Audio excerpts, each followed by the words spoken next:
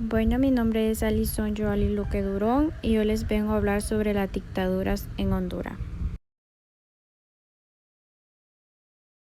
Dictaduras en Honduras. Una dictadura es un método de gobierno que se centra en un individuo el cual tiene el poder supremo y somete a los habitantes de su nación a cumplir las normas propuestas por éste. Toda dictadura es la fuerza de dominio que se ejerce ante un predominio. Esta no permite que se impongan nuevas ideas y el del dictador que sea el que permanezca.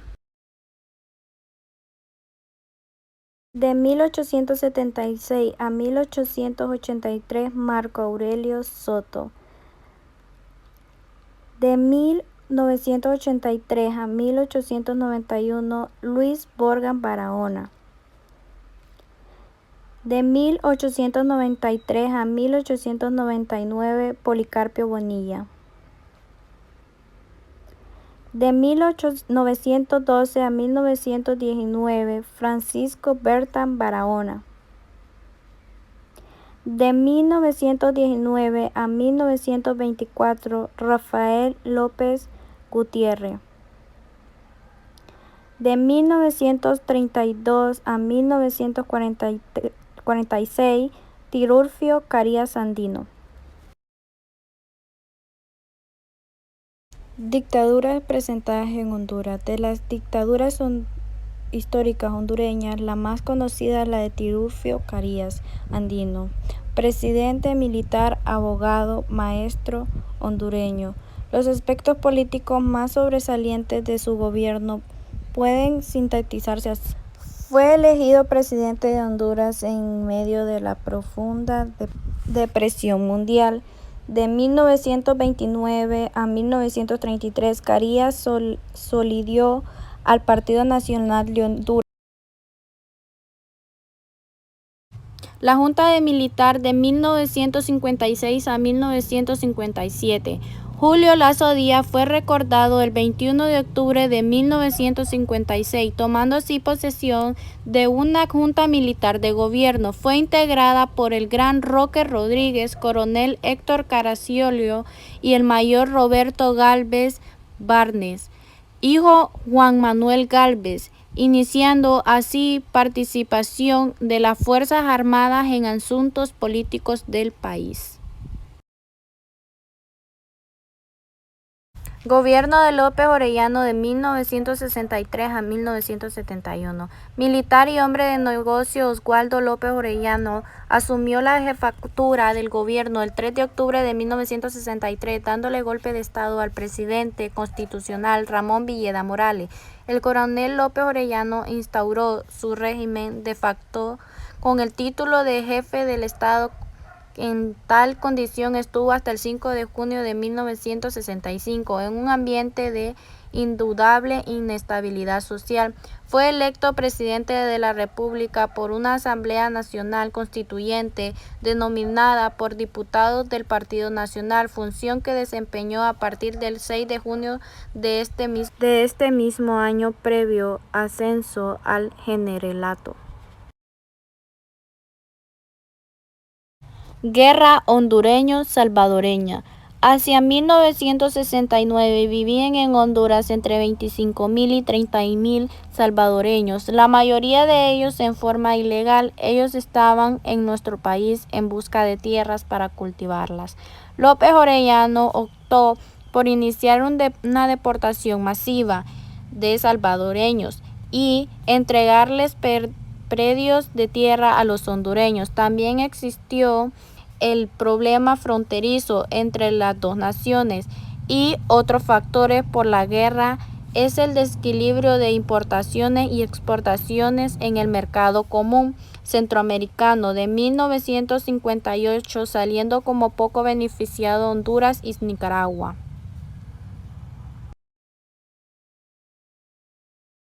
Segundo gobierno de López Orellano de 1972 a 1975. El 4 de diciembre de 1972, el gran López Orellano volvió nuevamente a dar un golpe de estado y esta vez a Ramón Ernesto Cruz. En este segundo periodo de López Orellano, el régimen asumió una línea de reformista, afirmando su divorcio de los partidos tradicionales. Pero al escoger sus colaboradores, escogió de los partidos políticos. Una de las primeras medidas urgentes que tomó se halla contenida en el decreto ley número 8, que fue destinado a contener las invasiones campesinas a las tierras nacionales, ejidales y de la propiedad privada. También fue un creador de INFOP, Instituto de Formación Profesional, emitido por el decreto número 10. Esta institución está encargada de mejorar la mano de obra de los trabajadores en beneficio de las empresas. La crisis del banano. El 18 de abril, el gobierno emitió un derecho número 112, que eleva el impuesto por caja de 40 libras exportadas de Honduras. Dicho impuesto equivalían a 50 centavos de dólares por cada caja exportada. Sus exportaciones y a destruir 100,000 cajas de banano por semana. En entorno movilizó a los demás altos ejecutivos de la subsidiaria con el propósito de persuadir al gobernante y dejar sin efecto la medida, o al menos reducir dichos impuestos, que fueron lo que ocurrió. En el 79 alcanzó la cantidad de 1 lempira por caja exportada. Gobierno de Juan Alberto Belgar Castro de 1975 a 1978.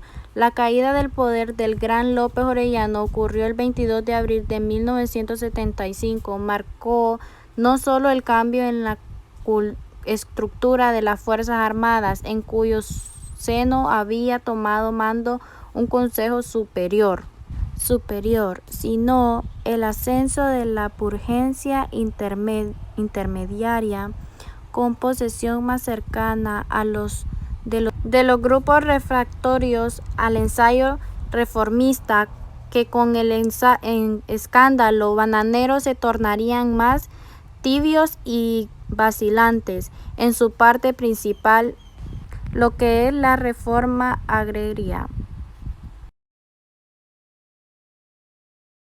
Gobierno de Junta Militar de 1978 a 1980.